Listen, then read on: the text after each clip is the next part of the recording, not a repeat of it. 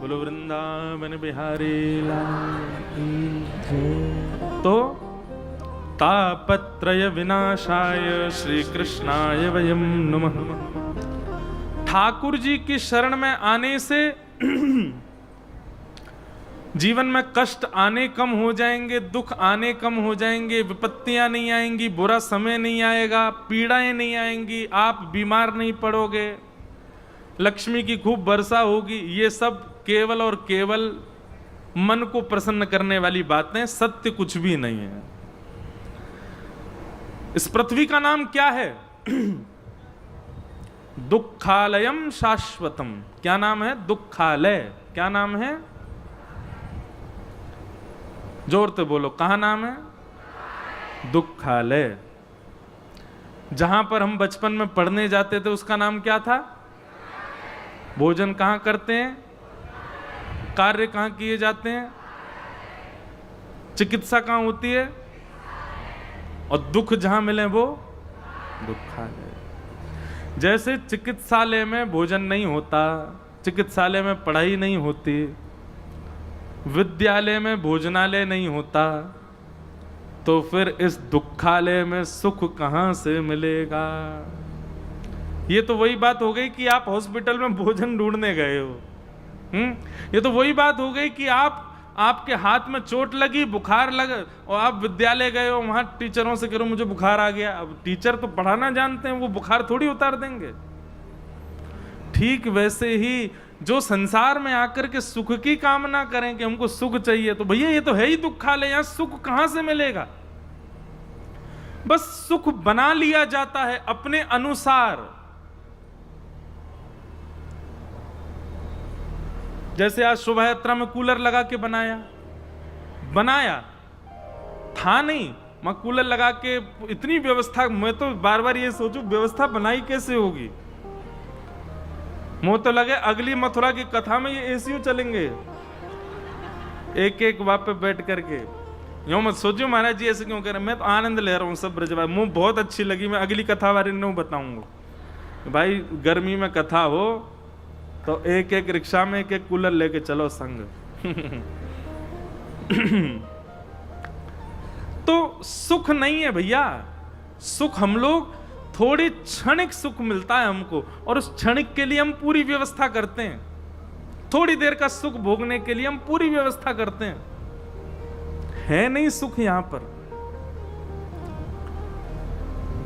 इसलिए ठाकुर जी की शरण में आ जाओ, भोले बाबा को भजने लग जाओ, हनुमान चालीसा के इतने पाठ करने लग जाओ, दुर्गा मैया के इतने व्रत कर लो, इतने सोमवार कर लो, ये हो जाएगा, वो काम बन जाएंगे। ये सब बुरा नहीं मानना, पर ये सब केवल मन को कहने वाली बातें, इनसे कुछ फर्क पड़ने वाला नहीं है। संसार में आप वो सब भोगोगे जो आपके प्रारब्ध में होगा। बस हां, ठाकुर जी की शरण में आने से इतना हो जाएगा कि जो अनुभव बहुत ज्यादा होना चाहिए था, जो पीड़ा बहुत ज्यादा होनी चाहिए थी, वो सूक्ष्म होगी। पाम पे पत्थर गिरने पर जो पीड़ा होनी चाहिए थी, ठाकुर रुक जाओ, एक देर बाद दियो पानी, बैठ जाओ वहीं, इधर देखो, तुम्हें देख के मोह प्यास लगे आई। अब नेक्स्ट सुनो मेरी बात। मान लीजिए आपने कोई क्रिया करके, या आपने किसी प्रकार के किसी विधान से, किसी निधान से, किसी व्रत से, पूजा से, या किसी भी प्रकार की कोई भी क्रिया करके अपने आने वाले कष्ट को टाल दिया, आने वाली विपत्ति को आपने रोक दिया, तो याद रहे बांध पानी को रोक सकता है, लेकिन ओवरफ्लो होने पे बांध टूटेगा जरूर। मतलब आज कोई संकट आ रहा था और आपने महाराज बड़े प्रपंच करके, या से ये पूछ, वहां से पूछ, ये गंडा बांध दे, ये कर ले, ये पाठ कराओ, ये कराओ, ये कराओ, ये सब करा करके उसको अगर आपने समाप्त कर भी दिया, वो समाप्त नहीं होगा। कुछ समय के लिए टल जाएगा, कुछ समय के लिए रुक जाएगा, और ज्यादा से ज्यादा एक जन्म के लिए टल जाएगा। अगले जन्म में तो भोगना पड़ेगा। प्रारब्ध जब तक भोग नहीं लोगे तब तक वो रुकेगा ही नहीं, भोगना पड़ेगा। इसलिए मैं कभी कभी कथा में एक बात कहता हूं कि भाई छोटे मोटे दुख, छोटे मोटी पीड़ा, छोटे मोटे संकट जीवन में आते हैं ना, उसको भोग लिया करो तुरंत।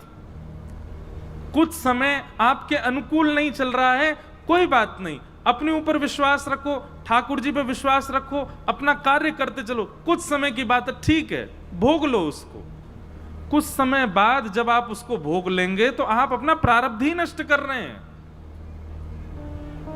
अगर कुछ क्षण के लिए उसको आपने रोक दिया तो कुछ दिन बाद भोगना पड़ेगा, उससे निवृत्त नहीं हो सकते। और ये बात हम कोई अपनी मनगढ़ंत नहीं कह रहे हैं।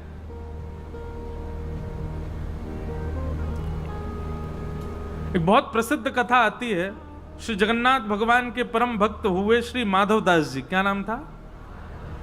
तो माधवदास जी को एक बार पेट का रोग हो गया, और ऐसा भयानक रोग कि महाराज कुछ भी पानी भी पिए तो रुके ना, बार बार शौच के लिए उनको जाना पड़ता था। लेकिन वो इतने बड़े भक्त थे ठाकुर जी के, श्री जगन्नाथ भगवान अपनी ब्रह्म वेदी पर झूमते थे।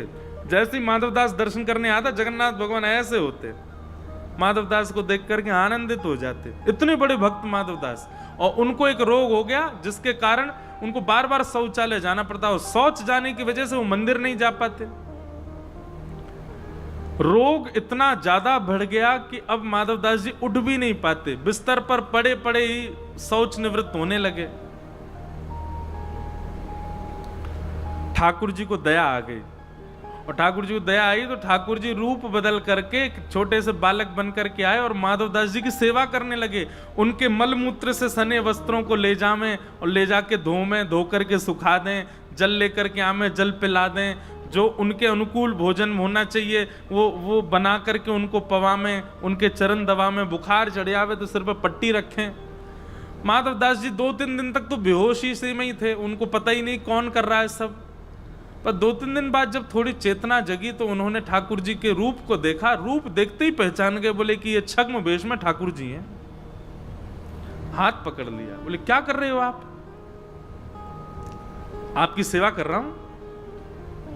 बोले मैं जानता हूं आप साक्षात जगन्नाथ जी हो। जैसे कि जगन्नाथ जी तो ठाकुर जी प्रकट हो गए। बोले माधवदास जी आप पहचान गए? बोले कि आप भक्त से बच नहीं सकते। बोले अब ठीक है, तुमने मेरी इतनी सेवा की, भक्तजन मेरी इतनी सेवा करते, भक्त के जीवन में पीड़ा है तो मैं भी तो सेवा कर सकता हूं ना। तो माधवदास जी कहते हैं, बोले ठाकुर जी आप सेवा करने आ गए, मेरी सनी हुई धोती धोने आ गए, मुझको भोजन खवाने आ गए, आप तो परमात्मा हो, चुटकी बजाओ मेरी पीड़ा दूर कर दो। आप तो परमात्मा हो, मेरे सिर पे हाथ फेर दो, पेट पे हाथ फेर दो, मेरी जो जो पीड़ाएं हैं सब खत्म कर दो।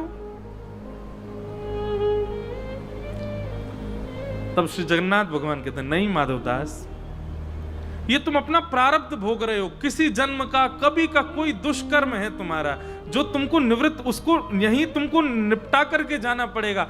अगर मैंने इसको यहीं रोक दिया, तुमको स्वस्थ कर दिया, तुमको मंगल कर दिया, तुम बिल्कुल उचित हो गए, तो जितना प्रारब्ध बचा है उसको भोगने के लिए तुमको फिर जन्म लेना पड़ेगा। इसलिए इससे निवृत्त हो लो, इसको भोग लो। हाँ, मेरा आश्रय लेकर के भोगोगे, मेरा नाम जप करके भोगोगे, तो जो 5 साल में खत्म होगा वो 5 महीने में खत्म हो जाएगा, जल्दी जल्दी भुगवा दूंगा। एक प्रकार से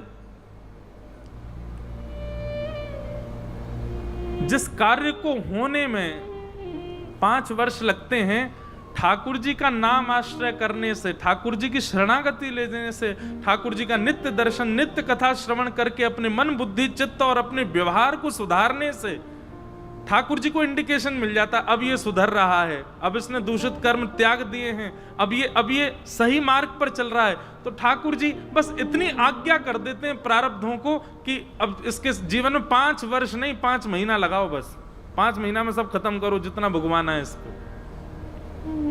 इसलिए कई बार देखा जाता है अधिकतर भक्त वैष्णव उसके जीवन में कष्ट आएगा ही आएगा।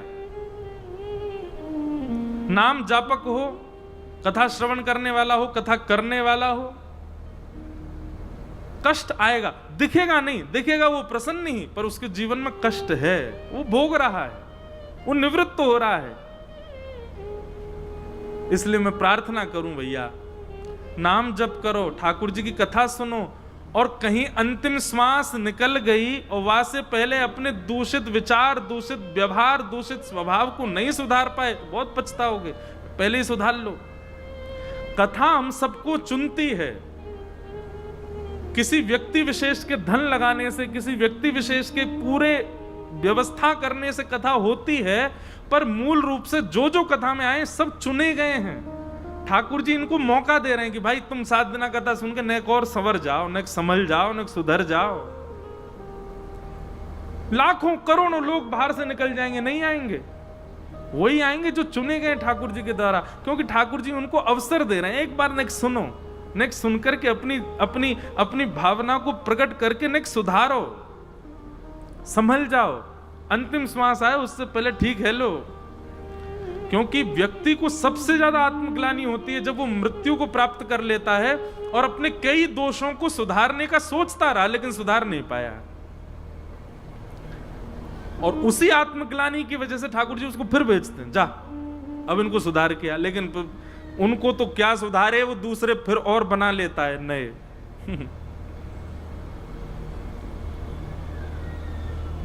मैं एक बात कहता हूं कि हम सब हिसाब बराबर करने आए हैं पृथ्वी पर पुरानो तो बराबर क्यों नहीं, या जन्म को नया और बना लियो। तो हमारी जो हिसाबन की जो बैलेंस है ना, वो कम नहीं होता है, बढ़ता ही जाता, बढ़ता ही जाता, बढ़ता ही जा रहा है। इसलिए भैया ये कथा जीवन में आई है, आप सब चुने गए हो, या कथा में नित्य एक आज्ञा तो आपको माननी ही माननी है, चाहे कोई भी एक आज्ञा का पालन करो। 4 घंटे बैठ करके कोई एक आज्ञा व्यासपीठ की ऐसी हो, उसका पालन करना ही करना है आपको। तो तापत्रय विनाशाय श्री कृष्णाय वयम नमः। ऐसे प्रभु श्री कृष्ण को हम सब मिलकर के प्रणाम करते हैं। कैसे श्री कृष्ण? जो 3 रूप, 3 कर्म और 3 गुण वाले, ऐसे प्रभु को हम प्रणाम। कोई 3 से अभिप्राय नहीं, ठाकुर जी तो सर्वगुण संपन्न है, पर यहां पर हम आप सबकी सुधार के लिए 3 का भाव बताया गया। यम प्रव्रजन्तमनुपेत अपेत कृत्यम द्वैपायनो विरह कातर्या जुहाव पुत्रेति तन्मयतया तर्वो विनेदु तम सर्वभूत हृदयं मुनिमानतोऽस्मि। श्रीमद् भागवत जी के महात्म्य के 2 श्लोक में श्री सुखदेव जी को वंदन किया गया। बोलो सुखदेव जी महाराज की। सर्वभूत हृदय। अब देखो यहां पर एक बात है, सुखदेव जी जब जब लिया जाए नाम तो अधिकतर लोग सुखदेव जी को अन्य कोई मान लेते हैं, पर सर्वभूत हृदय सब नहीं है, सब भगवान, सब प्राणी मात्र के हृदय में कौन है? भगवान गीता में कहते हैं ईश्वरः सर्वभूतानां हृदय से अर्जुन तिष्ठति। मैं ही सब प्राणी मात्र के हृदय में बैठा हूं, और वही उपमा श्रीमद् भागवत जी में सुखदेव जी को दी जा रही है, सर्वभूत हृदय। तो इसका मतलब सुखदेव जी के रूप में ठाकुर जी आए कथा सुनाने के लिए। इसलिए हम भले ही भागवत जी के बगल में एक सुख पक्षी के रूप में सुखदेव जी की पूजा करते हैं, अर्चना करते हैं, पर यह सुख पक्षी भगवत कथा गाने का कार्य कोई और नहीं कर सकता, स्वयं ठाकुर जी कर रहे हैं। इसलिए ऐसे श्री सुखदेव जी महाराज को हम प्रणाम करते हैं। अब कथा महात्म्य की हम थोड़ी बहुत सुनाएं, ध्यानपूर्वक सुनना। सौनकादि 88,000 ऋषि नैमिषारण्य क्षेत्र में बैठे थे और मानव कल्याण के लिए यज्ञ कर रहे थे। यज्ञ करते करते आप सबको सूत जी का दर्शन हुआ, तो आप सबने सूत जी के चरणों में जाकर के प्रणाम करते हुए कहा, भगवान हम तो सोच रहे हैं यज्ञ से मानव कल्याण हो, पर यज्ञ से लगता नहीं कि मानव कल्याण होगा। कृपा करके श्रेयसां यद्भवेत् श्रेय पावनानां च पावनं कृष्ण प्राप्तिकरं सस्वत् साधनं तद्वदाधुना। श्रेष्ठ से श्रेष्ठ कृष्ण की प्राप्ति का साधन हमको बताइए, भगवत प्राप्ति का साधन हमको बताइए। बहुत ध्यान पूर्वक सुनिए सब लोग।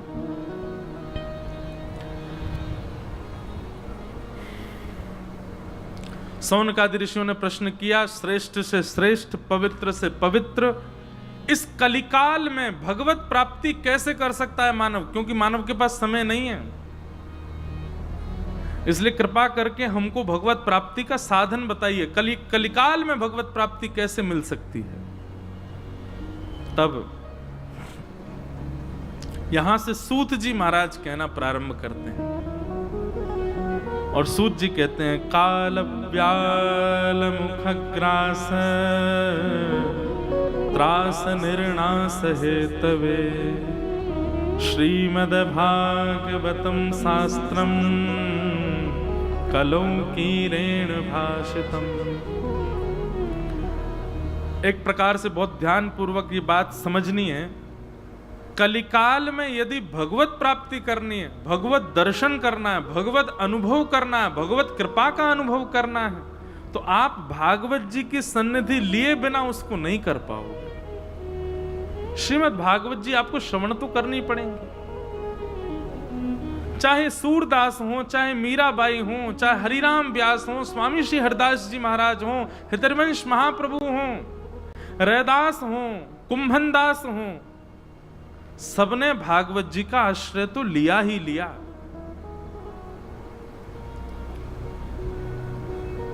नींव है भागवत जी, अगर नींव मजबूत ना हो तो बिल्डिंग गिर जाएगी। आप जप पर बहुत विश्वास करते हैं, तप पर विश्वास करते हैं, साधना पर विश्वास करते हैं, यज्ञ पर विश्वास करते हैं, पर सत्संग श्रवण में आपकी ज्यादा रुचि नहीं, कथा में आपकी रुचि नहीं, भागवत जी के प्रति वह भावना नहीं जो होनी चाहिए, तो निश्चित है भगवत प्राप्ति में बाधा बनेगी बनेगी। मतलब एक प्रकार से ये समझ लो, ईंट भी है आपके पास, पीओपी भी है, पेंट भी है, टेक्सचर भी है, लाइट भी है, एसी भी है, पंखा भी, सीमेंट की व्यवस्था नहीं है, खड़ी तो हो जाएगी बिल्डिंग, नेक हवा को झोंका है और सुई गिर जाएगी। तो मजबूती के लिए सीमेंट बहुत जरूरी है। ठीक वैसे ही आप नाम जप करो, नाम जप ईंट के समान है। ये सारी ईंटें हैं, नाम जप है, साधना है, व्रत है, अनुष्ठान है, यज्ञ है, ये सब ईंट हैं, पर इन सब के बीच में नेक नेक सीमेंट, मतलब श्रीमद् भागवत रूपी सत्संग लगाते चलो तो मजबूती आएगी, नहीं तो ये कभी भी गिर सकते हैं। एक प्रचंड हवा को झोंका आयो नहीं कि महाराज सब व्यर्थ है जाएगा। इसलिए श्रीमद् भागवतम शास्त्रम कलौकीरेण भाषितम। अब आजकल तो बहुत बातें कोड कर करके बोलना पड़ता है। अब कई लोग यूं सोचेंगे, बोले ये भागवत वक्ता हैं, अपनी कथा चलती रहे इसीलिए भागवत जी कोई प्रधान बता रहे हैं, भागवत जी कोई सर्वस्व। बिल्कुल नहीं, ऐसी कोई भावना ही नहीं है। आप आज कथा सुनो, कल से बिल्कुल मत सुनियो, 7 दिना सुन लो, बाकी बात बिल्कुल मत सुनियो। केवल श्रीमद् भागवत जी को घर में विराजमान कर लियो और नित्य भागवत जी का दर्शन कर लेना, केवल इतना आश्रय भी भागवत जी का ले लिया तो भी भागवत जी कल्याण करेंगे। बिल्कुल मत सुनो।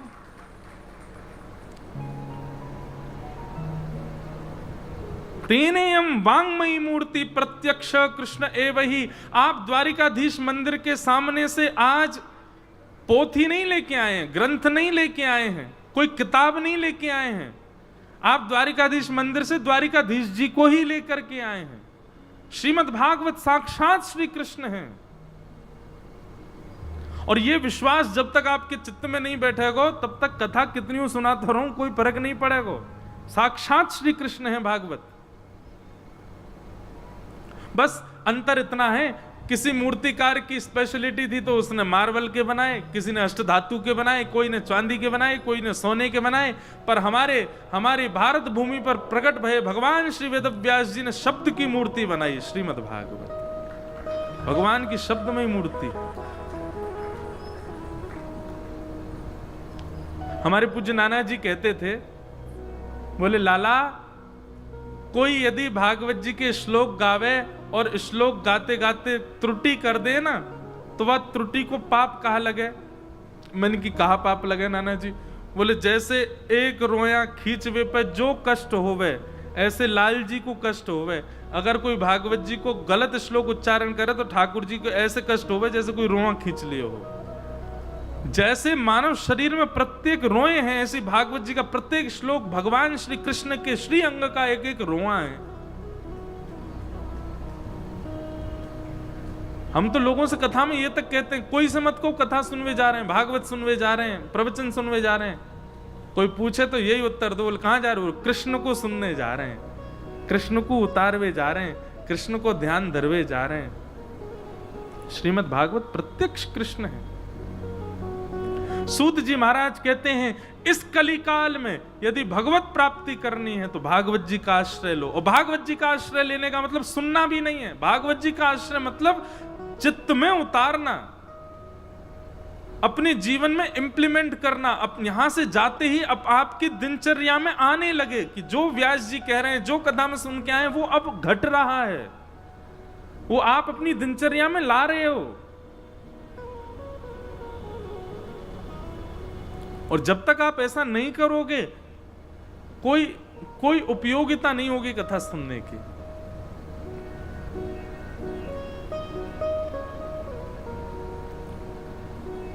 सूत जी कहते हैं, कलयुग में श्रीमद् भागवत की कथा। तब सौनकादि ऋषियों ने कहा, महाराज जी जरा भागवत जी का महात्म्य बताना, ऐसा क्या है भागवत जी में जिससे कलयुग में भगवत प्राप्ति हो जाती है? तब सूत जी महाराज बताते हैं, बोले भैया एक बार की बात है, सुखदेव जी कथा सुना रहे थे, परीक्षित बैठ करके सुन रहे थे। तभी देवताओं ने मन में विचार किया कि परीक्षित को 7 दिन में मरने का श्राप लगा है, अगर परीक्षित को हम अमृत पिला दें स्वर्ग का और उसके बदले हम कथा सुन लें, तो देवता सब अमृत कलश लेकर के कथा में आए और व्यास मंच पर बैठे सुखदेव जी से प्रार्थना की कि सुखदेव जी आप परीक्षित को कथा ना सुना के कथा हमको सुना दो, परीक्षित को 7 दिन में मर जाना, इसको अमृत पिला देते, नहीं मरेगा। तब व्यास मंच पर बैठे सुखदेव जी कहते हैं, क्व स्वधा क्व कथा लोके क्व काच मणिर्महान् ब्रह्मरात्रो विचारेवं तदा देवांजहासः। भैया कम से कम मोल तो सामान्य वस्तु का करो, सम वस्तु का करो। कांच देकर के हीरा मांग रहे हो, ये विचार कर रहे हो कि हम कांच दिया में बदले में हमको हीरा मिल जाए। अरे सुनार के पास चले गए तो मार पीट के भगा देगो, कांच के बदले हीरा चाहिए। हाँ, कोई बहुत महंगी मणि रत्न हो, वाके बदले हीरा लियो जा सके, 1-2 हीरा ले लो कोई रत्न देख करके, तो कांच देख के मणि कौन लेवे, कांच देख करके हीरा कौन लेवे। आप ये स्वर्ग का अमृत लेकर के आ गए और इसके बदले कथा। स्वर्ग के अमृत को भी सामान्य मत जानिएगा आप लोग, स्वर्ग का अमृत सामान्य नहीं है। 33 कोटि देवता और असंख्य राक्षसों ने मिलकर के समुद्र मंथन करके स्वर्ग अमृत को प्रकट किया। सबको कथा पता, 14 रत्न निकले, उन्हीं में ही अमृत निकला। जिस अमृत की प्राप्ति के लिए देवताओं ने यत्न किए हो, जिस अमृत की प्राप्ति के लिए बासुकी नाग को रस्सी बनाया हो, जिस अमृत की प्राप्ति के लिए मंदिराचल पर्वत को भगवान कच्छप बनके, भगवान कछुआ बन करके अपनी पीठ पे मंदिराचल पर्वत धारण करते हैं, तब उसका मंथन होता है। और मंथन होके पहले अनेक रत्न निकले, वाके बाद अंत में अमृत निकला। इतना महंगा रत्न है अमृत। वो अमृत कलश लेकर के कथा में आ गए देवता, और व्यास मंच पर बैठे श्री सुखदेव जी कहते हैं, क्व कांच क्व मणिर्महान्। आप कांच लेकर के आए हो मणि लेने के लिए, लौट जाओ यहां से वापस। कांच के बदले कथा नहीं मिलेगी, अमृत के बदले कथा नहीं मिलेगी। सोचो हमें ऐसी मिल जावे, राह चलती कथा में आ जावे। देवताओं को दो चीज दुर्लभ है, पहली तो भागवत की कथा और दूसरी सक्रम तक्रश्च दुर्लभ, छाछ। हम सब पीवे छाछ, मठा, दही, देवताओं को पीवे को ना मिले। क्यों? उसके पीछे भी साइंटिफिक कार्य एक बात है कि स्वर्ग का नियम है कि स्वर्ग में कोई भी चीज बासी नहीं होती। स्वर्ग में 12 महीना 24 घंटा फ्रिज रहता ही रहता है, वहां पे कोई चीज बासी नहीं होती, वहां सब चीज नवीन बनी रहती है। और जब तक दूध नेक बासो नहीं हो तो दही कैसे बने, और वहां में नेक वो सब सामग्री नहीं डाली जाए तो दही कैसे बने, और फिर बात वो छाछ कैसे बने। इसलिए देवताओं को कहते हैं, शास्त्र आज्ञा करते हैं, विनोद में कहते हैं, बोले कि देवताओं को तक्रश्च, तक्र कहते हैं छाछ को, तक्र नहीं मिलती शक्र को पीने के लिए। और भागवत की कथा यह भी देवताओं को सुलभ नहीं, हमको सुलभ है।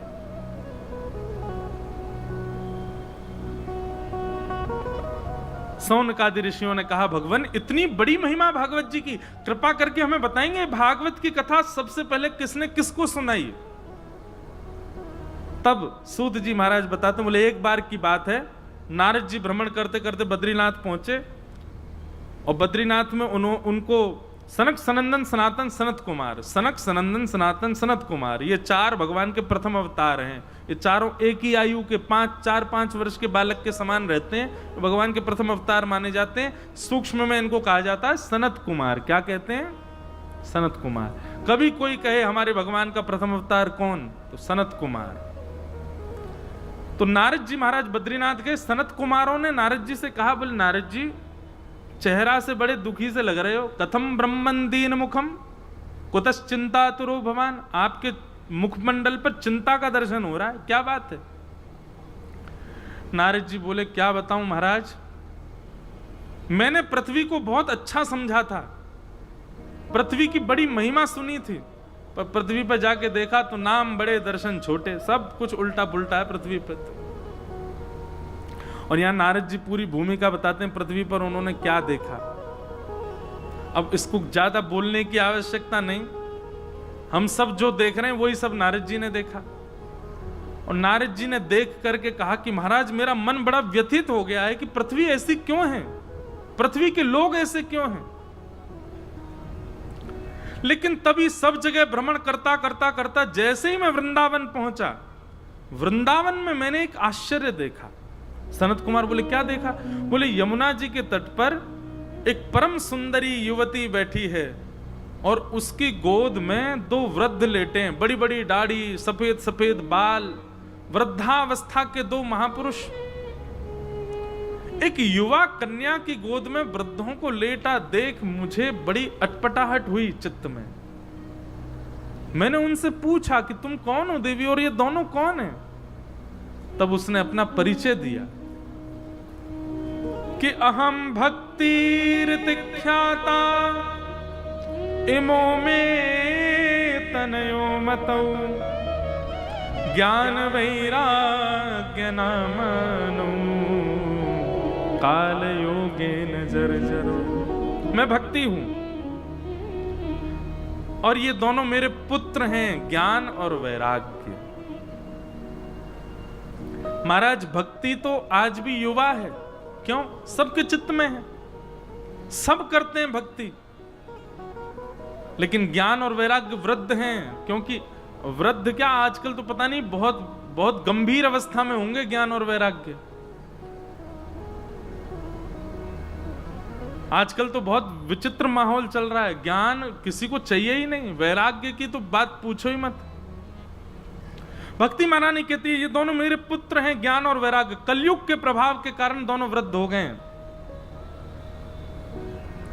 एक बात बहुत ध्यानपूर्वक सुनिएगा, ज्ञान और वैराग्य का मतलब क्या होता है?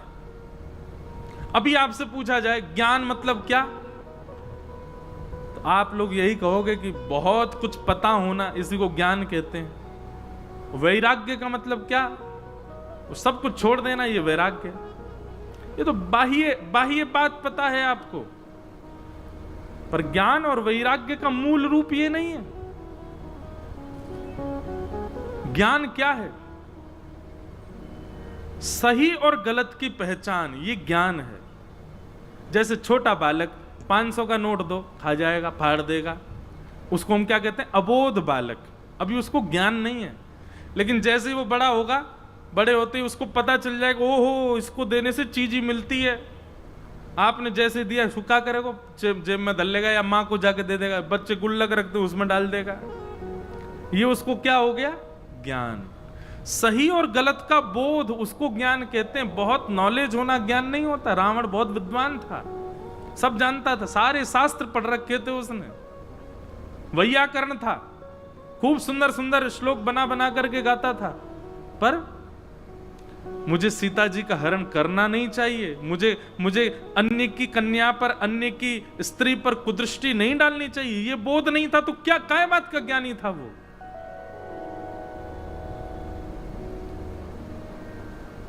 माहौल के अनुसार, परिस्थिति के अनुसार बातें बोलने वाला व्यक्ति, उसको ज्ञानी कहा जाता है। परिस्थिति के अनुसार निर्णय लेने वाला व्यक्ति, उसको ज्ञानी कहा जाता है।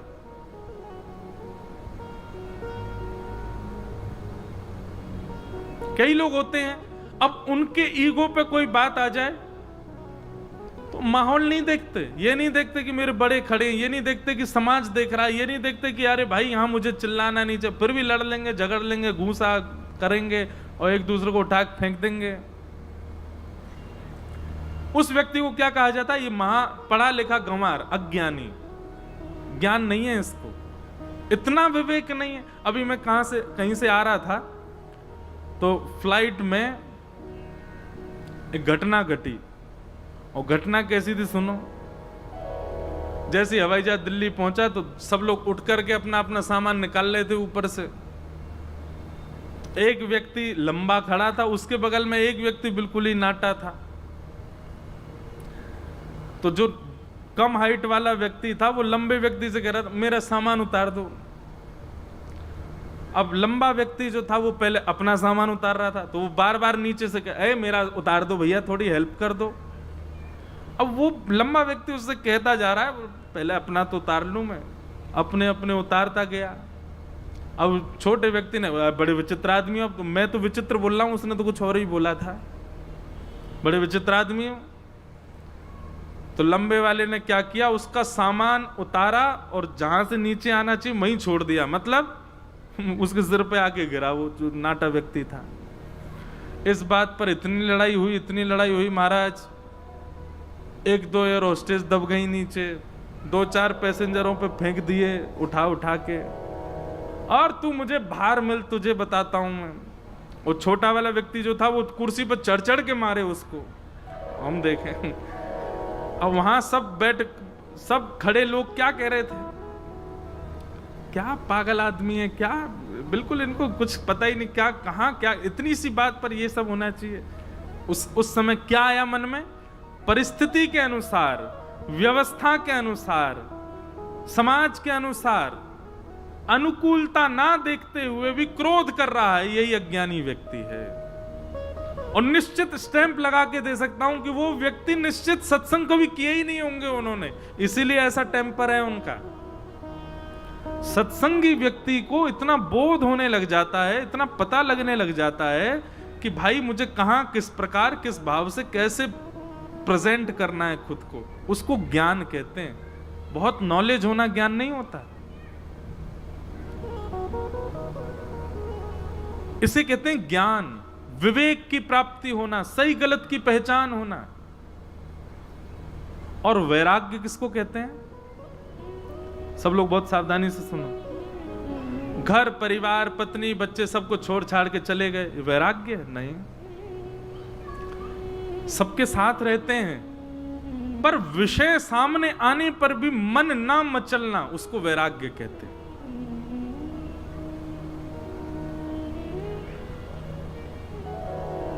वस्तु सामने है, आप भोग सकते हो, विषय सामने है, आप उसका उपभोग कर सकते हैं, पर विषय सामने होने पर भी उसका उपभोग ना करना, भोगना ना, उस विषय में ना पड़ना, अपने मन को वशीकृत करके कैसे भी रोक लेना, इसको वैराग्य कहते हैं।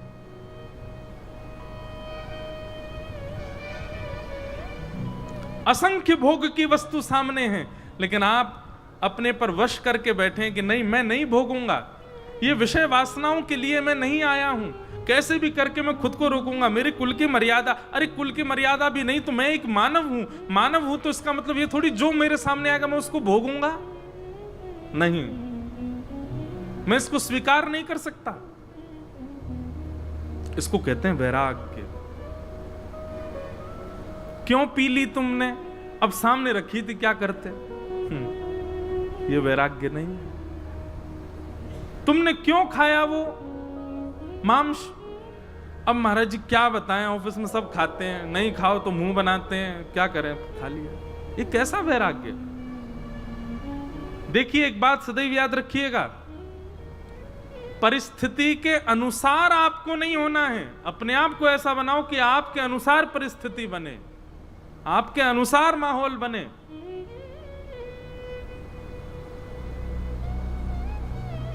हम उर्दपुंड लगा के रहते हैं, तिलक लगा रहता है, धोती पहनते हैं, बगलबंदी पहनते हैं, 5 स्टार होटल में चले जाएं, 7 स्टार होटल में चले जाएं, वेटर भी जानता है कि इनके आगे मुझे ये चीज परोसनी नहीं है, क्योंकि इनका स्वरूप ही बता रहा है कि ये इस चीज को स्वीकार करेंगे नहीं। अरे वैसे तो कभी ऐसे हुआ नहीं, पर कभी ढकेल लगी रहती है बाहर, वहां कुछ बढ़िया पानी पूरी बन रही हो, वहां जाके इस वेशभूषा में खड़ा हो जाऊं मैं, तो वो व्यक्ति भी 2 बार हाथ धोएगा, बोलो पंडित जी आए थोड़ा नेक्स्ट शुद्धता, आपको तो रुक जा बर्तन धो दूं पहले फिर खिलाऊंगा। क्यों, मैं परिस्थिति के अनुसार नहीं, परिस्थिति मेरे अनुसार हो गई। वैष्णव उसी को कहते हैं, त्यागी उसी को कहते हैं, वैरागी उसी को कहते हैं कि वो परिस्थिति के अनुसार नहीं, परिस्थिति उसके अनुसार हो जाए।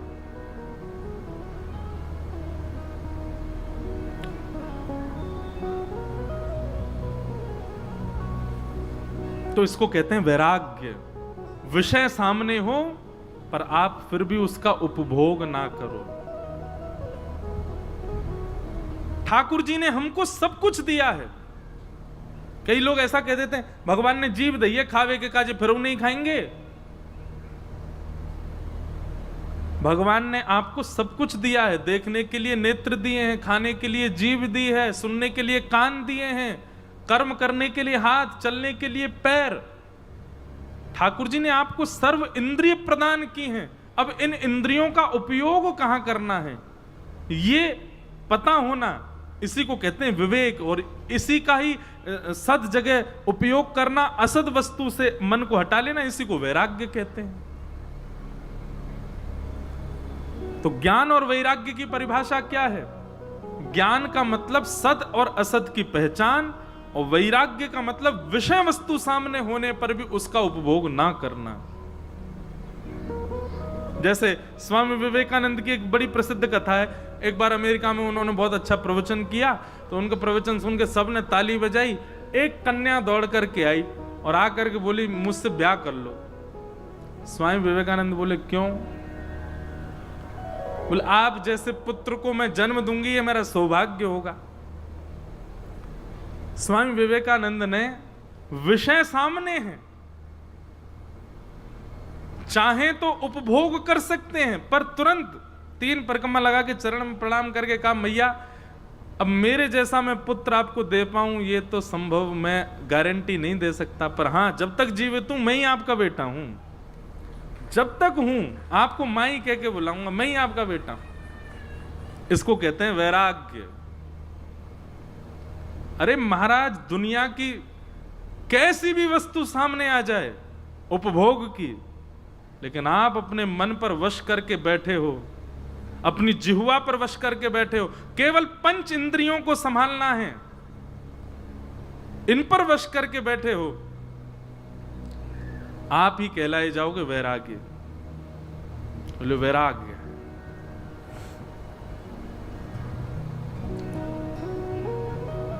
स्टार्टिंग में तो मन ललचाएगा, लेकिन धीरे धीरे धीरे धीरे जब सत्संग बढ़ता है ना, तो अपने आप इंद्रियां जो होती हैं वो शांत होती चली जाती हैं, सम होती चली जाती हैं।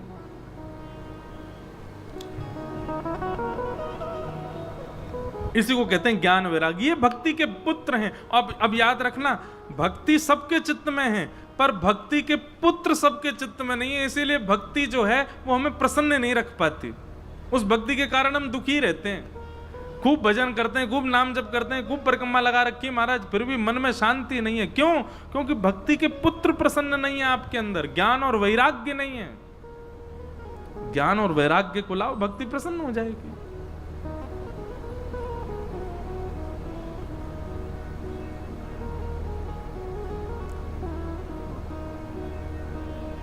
भक्ति महारानी ने कहा, नारद जी मेरे दोनों पुत्र दुखी हैं, तो मैं प्रसन्न कैसे रहूं? तब नारद जी ने उन दोनों पुत्रों के सुख के लिए, उन दोनों पुत्रों को सही करने के लिए संतों से कई उपाय पूछे, लेकिन कोई नहीं बता पाया। तब नारद जी महाराज बद्रीनाथ गए, और बद्रीनाथ में अब सनत कुमारों से पूछ रहे हैं, बताइए ज्ञान और वैराग्य को पुष्ट कैसे किया जाए? तब सनत कुमारों ने 5 प्रकार के यज्ञ बताए। बहुत ध्यान से सुनना कि द्रव्य यज्ञ, तपो यज्ञ, योग यज्ञ तथा परे, स्वाध्याय ज्ञान यज्ञश्च ते तु कर्म विसूचका। 5 प्रकार के यज्ञ हैं। सबसे पहला यज्ञ क्या है?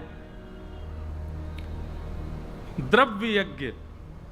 सबसे पहला मंदिर में सेवा कर देना, ठाकुर जी के लिए आभूषण बनवा देना, कहीं जाकर के गरीबों की सेवा कर देना, कहीं जाके भंडारा करा देना, ये सब द्रव्य यज्ञ के अंतर्गत आते हैं। द्रव्य यज्ञ। उससे बड़ा यज्ञ होता है तप यज्ञ। तप यज्ञ क्या है? थोड़ा परिश्रम करके भगवान की सेवा करना, जैसे गोवर्धन की परिक्रमा लगाना, बद्रीनाथ दर्शन करने जाना बिना हेलीकॉप्टर के, जिसमें आपके शरीर को थोड़ा श्रम हो, उसको कहते हैं तप यज्ञ। कई लोग दंडवती लगाते हैं, कई लोग बद्रीनाथ भी पैदल जाते हैं, कई लोग कठिन यात्राओं को अपने शरीर को श्रम दे करके करना, उसको तप यज्ञ कहते हैं। या तपस्या करना, एक आसन पर बहुत देर तक बैठ करके भगवत आराधन करना, ये सब तप यज्ञ कहलाते हैं। तो सबसे पहला द्रव्य यज्ञ, उससे श्रेष्ठ तप यज्ञ, और उससे भी ज्यादा श्रेष्ठ योग यज्ञ। योग यज्ञ का मतलब क्या है? भगवत वैष्णव संत जनों के पास जा करके उनको प्रणाम करना। योग का मतलब होता है मिलना, भगवत प्रियों से मिलना, भगवत जनों से मिलना, वैष्णव जनों से मिलना, ये योग यज्ञ। तो सबसे पहला द्रव्य यज्ञ, उसके बाद तप यज्ञ, उसके बाद योग यज्ञ, चौथा है स्वाध्याय यज्ञ। श्रीमद् भगवत गीता, रामचरितमानस, वाल्मीकि रामायण, श्रीमद् भागवत महापुराण आदि जैसे आर्ष ग्रंथों को स्वयं पढ़ना, अध्ययन करना। और इन सबसे बड़ा यज्ञ बताया गया 5वां ज्ञान यज्ञ, यानी कि भागवत की कथा बैठ के सुनना। पर कैसे सुनना? एक क्षण के लिए भी मन विचलित ना हो, ऐसे सुनना। ज्ञान यज्ञ, इसको सबसे श्रेष्ठ यज्ञ बताया गया, भागवत की कथा। देखो एक बात सुनना, आपने किसी को वस्त्र दान किया तो वस्त्र दान का पुण्य तब तक मिलेगा जब तक वस्त्र वो पहनेगा और वस्त्र उसके तन को छुपाएगा। आपने किसी को अन्न दान किया तो अन्न दान का पुण्य तब तक मिलेगा जब तक वो उसको दोबारा भूख नहीं लगाती है। लेकिन जब आप ज्ञान दान करते हो तो ज्ञान दान तो अंतिम समय तक कार्य आता है। आपने एक बार किसी को ज्ञान दे दिया, अंतिम श्वास तक उसके उपयोग में रहेगा, अंतिम श्वास तक पुण्य बढ़ता ही, और इसका पुण्य एक ही है, ठाकुर जी को प्रिय लगते रहोगे। तो सबसे बड़ा यज्ञ क्या है? ज्ञान यज्ञ। सनत कुमार कहते हैं, नारद जी अभी इसी वक्त जाइए और जाकर के एक भागवत की कथा कराइए और उसमें भक्ति ज्ञान वैराग्य को बैठाइए। नहीं ज्ञान वैराग्य पुनः युवान हो जाए तो कहिएगा। सनत कुमार कहने लगे भागवत जी में इतनी क्षमता है? अरे मैंने गीता का पाठ सुना दिया, मैंने उपनिषद वेदों का पाठ सुना दिया। श्रीमद् भागवत जी तो वेदों से ही उत्पन्न हुई है, तो जब वेद ही कुछ नहीं कर पाए तो भागवत जी कैसे कुछ करेंगी? तब सनत कुमार कहते हैं, नारद जी, भूख लगने पर पेड़ से उत्पन्न हुए आम को ही खाया जाता, पेड़ को नहीं खाया जाता। भूख लगने पर रस क्षुधा दोनों की निवृत्ति फल से होती है, पेड़ से नहीं। जबकि फल में रस पेड़ नहीं डाला है, फल को जन्म पेड़ नहीं दिया है, पर फिर भी पेड़ नहीं खाया जाता, फल खाया जाता है। ये जितने भी आप नाम ले रहे हैं ये सब वृक्ष हैं और इन वृक्षों का फल है श्रीमद् भागवत। आप फल प्रदान करेंगे तभी क्षुधा निवृत्त होंगे वे। नारद जी महाराज समझ गए, बोले भगवान ठीक है, अब मैं भागवत की कैसे करानी चाहिए बताओ। बोले सुंदर व्यवस्था करो श्रोताओं की बैठने की, सब श्रोताओं को कुछ ना कुछ भोजन पान आदि सबकी व्यवस्था करो। अब एक बात हम कहें तो भागवत जी में इतना प्रकाश डाला गया, सुनने वालों के लिए ये व्यवस्था, ये व्यवस्था, ये व्यवस्था, सुनने वालों को कोई कष्ट नहीं हो, उनके लिए उत्तम व्यवस्था करो। नारद जी महाराज व्यवस्थापक हैं कथा के। बोले कहां से करूं व्यवस्था? तब आनंद नाम का वन बताया। बोले आनंद नाम के वन में जाओ, एक विशाल वट वृक्ष है, उस वट वृक्ष के नीचे हजारों लोग बैठ सकते हैं। उस वृक्ष के नीचे व्यासासन लगाओ, गंगा जल को पीने की व्यवस्था में रखो और आसपास के वनों से सुंदर फल ले लेकर के आओ, सब श्रोताओं को बांट करके जलपान आदि की सबकी प्रारंभ में व्यवस्था, फिर बैठ करके सब कथा श्रवण करें, व्यासपीठ पर व्यास जी विराजमान हो और इस प्रकार से कथा का क्रम रखो। नारद जी महाराज बोले व्यवस्था बता दी, अब व्यास जी भी बता दो। सनत कुमार बोले अब वो तुम ढूंढ लो। नारद जी बोले हमने ढूंढ लिया, आप ही सुनाओ कथा। सनत कुमारों से कहा आप ही चलो, और सनक सनंदन सनातन सनत कुमार कथा सुनाने के लिए आए। हजारों वैष्णव लाखों की तादाद में भीड़ आई कथा सुनने, लेकिन जैसे ही भक्ति ज्ञान वैराग्य तीनों ने प्रवेश किया पंडाल में कि भक्ति सुतौ तौ तरणौ गृहीत्वा प्रेमैक्वरूपा सहसा विरासीत् श्री कृष्ण गोविंद हरे मुरारे नाथेति नामानि मुहुः वदन्ति। भक्ति ज्ञान वैराग्य तीनों आए। श्री कृष्ण गोविंद हरे मुरारे नाथेति नामानि मुहुः वदन्ति, इसी कीर्तन को गाते हुए तीनों ने प्रवेश किया। और जैसे ही कथा में आकर के बैठी भक्ति महारानी, उसके पुत्र ज्ञान और वैराग्य धीरे धीरे धीरे युवा होने लगे। और महाराज संपूर्ण कथा सुनते सुनते तो पूर्ण युवान हो गए, नृत्य करने लगे उछल उछल करके। भक्ति महारानी प्रसन्न हो गई, व्यास जी के चरणों में प्रणाम किया। बोले आपने मेरे पुत्रों को युवान किया? बोले हमने नहीं किया, श्रीमद् भागवत कथा का ज्ञान और वैराग्य वही पुष्ट हुआ है।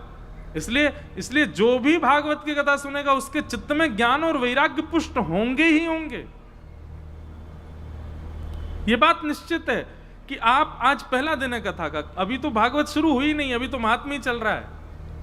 कथा जैसे जैसे आप आगे सुनते जाओगे आपके अंदर ज्ञान भी आएगा और वैराग्य भी आएगा। उसको बरकरार रखना ये आपकी जिम्मेवारी है। 7 दिन बाद क्योंकि फिर खत्म हो जाएगा, 7 दिन तक तो बढ़ेगा। 7 दिन तक तो आप सबकी स्थिति ऐसी हो जाएगी, सुबह जल्दी उठना है, ऐसा नियम रखना है, महाराज जी कल ये बता के गए थे, वो करना है, ये करना है, ऐसे करना है। सब ज्ञान आ जाएगा मन में, वैराग्य आ जाएगा। कुछ भी चीज बिगड़ रही होगी तो परेशान नहीं होना है, सब प्रारब्ध है हमारा, भोग लेंगे, सब खत्म हो जाएगा, वैराग्य आएगा। लेकिन जैसे 7 दिन बाद कथा पूरी होगी, फिर से अपने डेली रूटीन में जाओगे, फिर वही हो जाओगे जैसे थे। वो नहीं होने देना है। देखिए, यहां बीज बोया जाएगा, आप सबके चित्त में जल डाला जाएगा, खाद डाली जाएगी, लेकिन वो सही सलामत वृक्ष बने, ये जिम्मेवारी आपकी है। इसलिए कथा 7 दिन बाद पूरी नहीं होती है, फिर जीवन पर्यंत उसके देखभाल आपको करनी है, जो ज्ञान आपने अर्जित किया है, नहीं तो उसका कोई लाभ नहीं होगा। नारद जी महाराज ने कहा, भक्ति महारानी तुम बस एक वरदान दो, जब भी कथा जहां भी हो तुम सब वैष्णवों के चित्त में विराजमान रहना। भक्ति महारानी ने कहा, जो आज्ञा। इस प्रकार भागवत जी का प्रथम महात्म सुनाया गया। महात्म से क्या हुआ? भक्ति, ज्ञान, वैराग्य तीनों पुष्ट हुए। बोलो भागवत महापुराण की। अब भागवत जी का दूसरा महात्मा वो हम बहुत जल्दी जल्दी सुना देते हैं कि एक आत्मदेव नाम के ब्राह्मण थे। यहां पर नारद जी ने प्रश्न किया, और प्रश्न क्या है कि के विशुद्ध्यन्ति वदन्तु मह्यं सप्ताह यज्ञेन कथामयेन कृपालुभिर्लोकहितं विचार्य प्रकाशतः कोपि नवीन मार्गम। महाराज, कथा सुनने से कौन कौन से पाप किए हुए व्यक्ति अपने पाप से निवृत्त होते हैं, ये बताओ। क्या प्रश्न है? कथा सुनने से कौन कौन से पाप नष्ट होते हैं, कृपा करके हमें बताओ। तब सनत कुमार कहते हैं, ये मानवा पाप कृतस्तु सर्वदा सदा दुराचार रता विमार्गगा क्रोधाग्नि दग्धा कुटिलश्च कामिनः सप्ताह यज्ञेन कलौ पुनन्त्यते। जितने भी पाप हैं,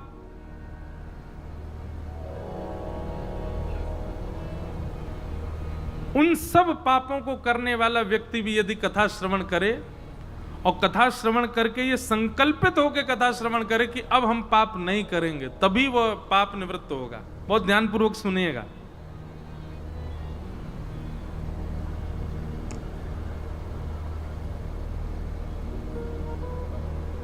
एक तो हमारा पानी पे मन चला जाता है। कल से एक व्यवस्था करो, कल से आप सब लोग एक एक बोतल लेके ही बैठो, और इतना ही पियो कि वो 4 घंटा चले, नहीं तो 2 लेके बैठो, है नहीं, बीच में नहीं। और ऐसे पी लेना कि हमको दिखना मत। बोलो वृंदावन बिहारी लाल की जय। ध्यानपूर्वक सुनो। जिसने अपने जीवन में सारे पाप किए, कोई पाप बचा ही नहीं है, ऐसा व्यक्ति भी यदि कथा श्रवण करे तो पाप मुक्त हो जाएगा। लेकिन कब? ऐसे तो फिर सारे चोर चकेर डकैत सब कथा में आके बैठ जाएंगे। बढ़िया है, यहां पे बैठ कथा सुनो, फिर रात में फिर चोरी कर लो, ऐसे थोड़ी होगा। संकल्पित होकर के कथा सुने। श्रीमद् भागवत जी की प्रथम दिन जब दर्शन करे तो व्यासपीठ को देख करके निवेदन कर दे, मुझ में ये अवगुण है नाथ, मैंने ये पाप किए अपने जीवन में, उसका हृदय दुखाया, उसके साथ ये गलत किया, इसके साथ ये किया, यहां पर मांस खाया, मदिरा पान किया, उसका इतना लूट लिया, उसके साथ में उसको इतना नीचे दबा दिया, छल किया, कपट किया, सारे एक ही बार में भागवत जी को बता दीजिए, और बता करके कहिए बस इसका जो भी प्रारब्ध होगा जीवन में भोगूं, लेकिन इसके अतिरिक्त अब मैं कुछ भी अनुचित कृत्य नहीं करूंगा, ऐसी कृपा करो। तो श्रीमद् भागवत जी कृपा करेंगी, अनुग्रह करेंगी, और पूर्व के जितने पापों के जितने भी आपको पाप भोगने हैं, वे सब पाप सूक्ष्म सूक्ष्म सूक्ष्म हो करके आपको लग जाएंगे। समझ में आई बात? नहीं आई? सब पाप बता दिए, पाप बता करके ये वचन दे दिया भागवत जी को कि अब नहीं करेंगे, अब तक जो भी हमसे अपराध हुआ सबके लिए क्षमा, अब दोबारा ऐसा नहीं करेंगे। तो जिस दिन आप नहीं करने का संकल्प धारण करते हैं, श्रीमद् भागवत जी आपको पाप मुक्त कर देते हैं। पाप मुक्त होने का मतलब पाप सूक्ष्म कर देती हैं, मुक्त नहीं हो पाओगे, सूक्ष्म हो जाएगा। लेकिन उसमें एक कंडीशन अप्लाई होती है, अगर आपने भागवत जी को वचन दिया कि हमें पाप मुक्त कर दो और उसके बाद हम कभी पाप नहीं करेंगे, श्रीमद् भागवत जी ने आपको पाप मुक्त कर दिया और उसके बाद कहीं आपने वही चीज दोहराई जो पहले करते थे, तो फिर पुराना तो वापस लग ही जाएगा और नए नए जो पाप लगेंगे वो भी मल्टीप्लाई इनटू 1000 होके लगेंगे। मतलब पहले तो गलत करने पर एक ही पाप था, पर अब तो 1000 गुना होकर के लगेगा। इसलिए आज पहला ही दिन है, अभी भी समय, कल से हो सके तो अगर घबराहट हो जा रही हो तो मत आइयो कथा में। बोले भैया 1000 होके लगेंगे, फिर नहीं तो। अगर कथा व्यास मंच से कह दिया कि ऐसा नहीं करना तो वो नहीं करना है, फिर आपको सुनने के बाद भी किया तो फिर हमसे मत कहना बाद में। हम पहले दिन ही चेतावनी दे रहे हैं, श्रीमद् भागवत जो आज्ञा कर दें, भले ही कुछ अच्छा करने को किया कहा गया वो ना भी करो, पर कुछ गलत के लिए मना किया गया है तो वो तो करना ही नहीं है, ये ध्यान रखिएगा।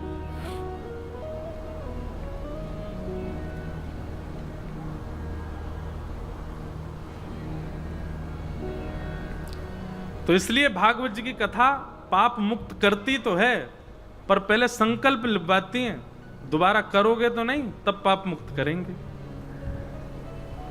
और कहते कहते सूत जी महाराज कहते हैं, बोले भैया सत्येन हीना पितृमातृ दूषका, माता पिता से द्वेष रखने वाला बालक भी यदि कथा श्रवण करे तो भागवत जी उसको भी क्षमा दान करती हैं। तो ये बात सुनकर के नारद जी बोले क्षमा करें, मुझे इस बात पर विश्वास नहीं हो रहा है, माता पिता से द्वेष करने वाले व्यक्ति को तो कोई स्वीकार नहीं करता, आप कह रहे हैं कि भागवत जी उसको स्वीकार करती हैं। तब उन्होंने कथा सुनाई। बोले हम कथा सुनाते हैं, एक आत्मदेव नाम के ब्राह्मण थे, उनके कोई संतान नहीं थी और संतान ना होने की वजह से बड़े दुखी थे। एक दिन आत्महत्या करने जा रहे थे, तब एक ऋषि ने उनको रोक करके कहा कि भाई क्या बात है? बोले कि संतान नहीं है, मैं प्राण त्याग रहा हूं। तब ऋषि ने कहा इस जन्म क्या 7 जन्म तक संतान नहीं होगी बेटा, इससे दुखी क्यों होते हो? प्रकृति जो दे दे, संसार में जो मिल जाए उसमें प्रसन्न रहो, जो नहीं मिले उसकी विचारधारा बंद कर दो। आत्मदेव बोले नहीं नहीं नहीं, मुझे तो संतान चाहिए। तब ऋषि ने एक फल दिया और कहा ठीक है तुम इतनी इज्जत कर रहे हो तो एक संतान तुम्हारे यहां होगी, पर पत्नी को कुछ नियम से रहना पड़ेगा। और नियम बताए, सत्यम शौचम दया दानम एक भुक्तुम तु भोजनम वर्षावधि स्त्रिया कार्यम तेन पुत्रोति निर्मल। सबसे पहला सत्य बोले, पवित्रता रखे, दया रखे, दान पुण्य करे और एक भुक्तुम तु भोजनम, एक समय भोजन करे, बाकी समय फलाहार करे। इस प्रकार से तुम्हारी पत्नी यदि 1 वर्ष तक रहेगी तो इस फल के प्रताप से तुम्हारे यहां एक दिव्य पुत्र का जन्म होगा।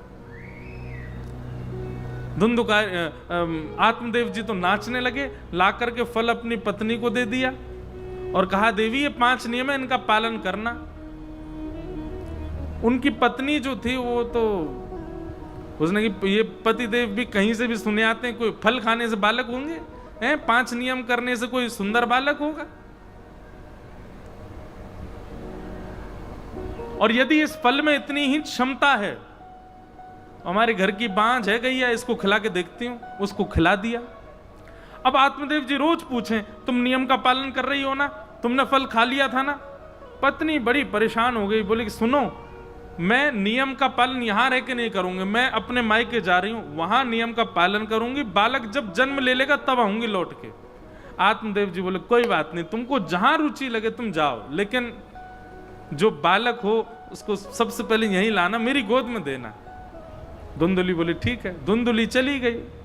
अब बालक तो कहां ही आना था, फल तो गैया को खिला दिया। धुंधुली ने अपनी एक सहेली को कहा कि भाई तू गर्भवती है, हम तुझे बहुत सारा धन दे देंगे, ये बालक तू हमको दे देना।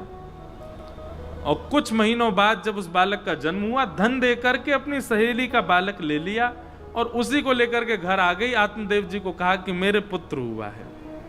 आत्मदेव जी तो नृत्य करने लगे, आहा संत प्रसाद घर में आया, संत प्रसाद घर में आया, इसका नाम हम नारायण रखेंगे। धुंधुली बोली, गर्भ में मैंने रखा, पाला पोसा मैंने, मेरा नाम धुंधुली, बेटे का नाम धुंधुकारी।